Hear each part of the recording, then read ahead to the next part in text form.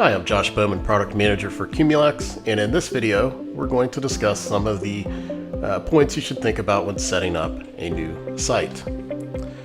So in this lesson, we will discuss what to expect when you receive the gateway, how to log in for the first time, as well as an overview of our multi-tenancy. So first of all, when you receive your gateway, we will have already assigned that to the customer place. From there, you will open the box and you will find this stop notice. On this notice, you're going to see information such as your initial login, as well as the address to log into. In most cases, you will be using app.qmux.io. Certainly, anytime you've ordered QX Pro cloud licenses. If you've chosen QX1 and you have an on-premises solution, the address for your device, your gateway, will actually be included on this label. So another quick note, in the case of QX1 especially, sometimes there is confusion. These devices, while they look very similar to an NVR, they are gateways and not an NVR. So what this means is you do not need to install a keyboard, mouse, or monitor on your gateway. You will not hurt anything if you do this. However, you will simply see a Linux-based interface that will give you no access. It is not going to display the UI. You will need to authenticate and log in securely in order to get to the UI. So in that note, these gateways are headless. Again, follow the login instructions that are provided to you via your web browser, and it will be a very easy process. So again, for QX Pro Cloud customers, app.qmux.io, and for QX1, the address will be provided on the label. Below this stop notice is also a quick start guide. This is step by step, all the finer points of getting your new site up, including how to attach cameras, doors. So very helpful. Do not throw that out. You could just follow that guide right along. And without any better knowledge, you should be able to very easily get your site set up. So let's just talk about and cover a few of those things here just to help you get started. It will provide you the initial login, the initial user to log into the service, and then you should start by creating your first admin user. In doing so, when you log into the address, you're going to get the option to sign in with Google or with email. Either is fine. If you use a Google-based profile such as Gmail or G Suite, this will make the process much easier. You can also start off with an email, and as you can see here, you will be given the option to choose your passwords. That is not assigned to you. You will create it. Once you've done that, you will get an email from Firebase to confirm your email address. Once verified, you can now use that new login at app.qmux.io or the local web address given for QX1. A quick note, try as we might, there's only so much we can control as far as ending up in spam and junk folders. To some extent, that is up to the settings on your end. These emails should appear immediately. If they do not, we recommend you immediately check your spam and junk folder. Also, make sure with your IT department or provider, make sure that the QMUX and Firebase services are whitelisted. So once you've confirmed your email, you will now be able to log in as we discussed. And now what you want to do, generally speaking, is we want to start by creating our places. These are the sites and areas for your QxControl solution. Begin adding any cameras and doors. And we would recommend before creating group schedules permissions, create the people that will be assigned to these. These tasks and how to do them are covered in later lessons, and again, are also covered in the quick start guide attached to your gateway. What we would like to do in this lesson is just talk about some of the things we should think about when we're setting up these places for the first time. You can absolutely edit the places at any time. However, if we take a few minutes up front to do a bit of planning, that could save you hours of frustration later.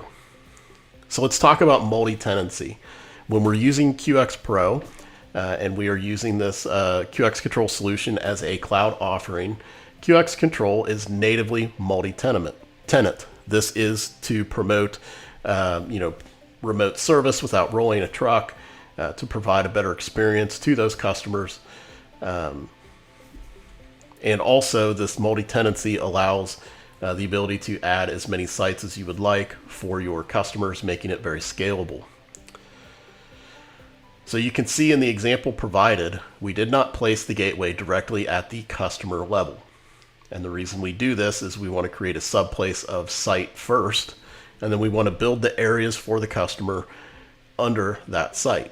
This allows us that scalability. Should they add additional sites later, we won't have to go back and rearrange these places or create new ones and move all of the resources. Also note that you can actually move this gateway around in your hierarchy yourself by going to the gateway edit page.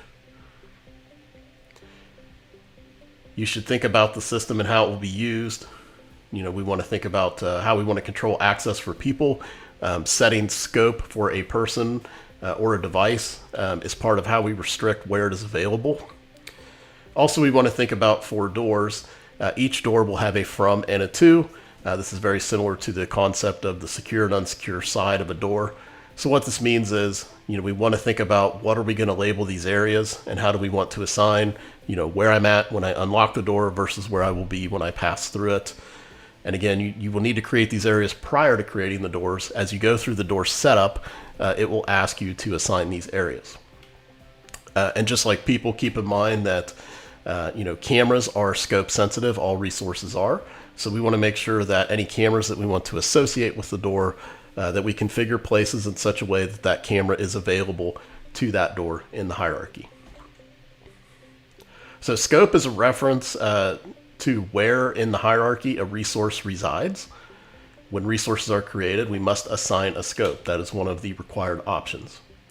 So again, think about the accessibility of these resources when you create the places and where they should be accessible. Also keep in mind there is no limit to the number of areas you can create. There are some limitations in how you can apply them. So let's talk about the different type of places, areas within QxControl. First is the integrator level, and this place is created and assigned by QMULEX when a reseller places their first order or receives their demo unit. The integrator should create sites for their own offices and not build their own systems at this integrator level. Customer indicates where a customer's hierarchy begins within an integrator's hierarchy. A customer can have just one or as many sites as needed, but it will always be best practice to build out the areas below site level regardless. Again, this allows later scalability without having to make any changes to the existing site. Areas can be used anywhere. You can also have areas that are subplaces to other areas. So this is really where we build out, our corridors, buildings on a campus, if they're all on the same network, just many, many ways we could build this out. But the areas, that's where we really get granular. This hierarchy allows you then, with that, to meet the needs for any individual customer. Keep in mind that multi-tenancy, again, is native to the QX Pro customers only. This is a benefit of using our cloud service structure. QX1 gateways will have a very similar look as far as the hierarchy when you go to places. However, these will not appear in an integrator hierarchy, and these sites are contained only within their own service. If your customer happens to prefer privacy and they don't want the benefit of the remote service and all that comes with that, again, as we discussed in our last lesson, you do have the option to set them at a root level account. Simply put on your purchase order, root level account, and this customer will have access to their own service. And if you would like access to their service, they will need to create a user for you. We will cover the task of creating places in a bit more detail in the next lesson. That concludes this lesson. Thank you.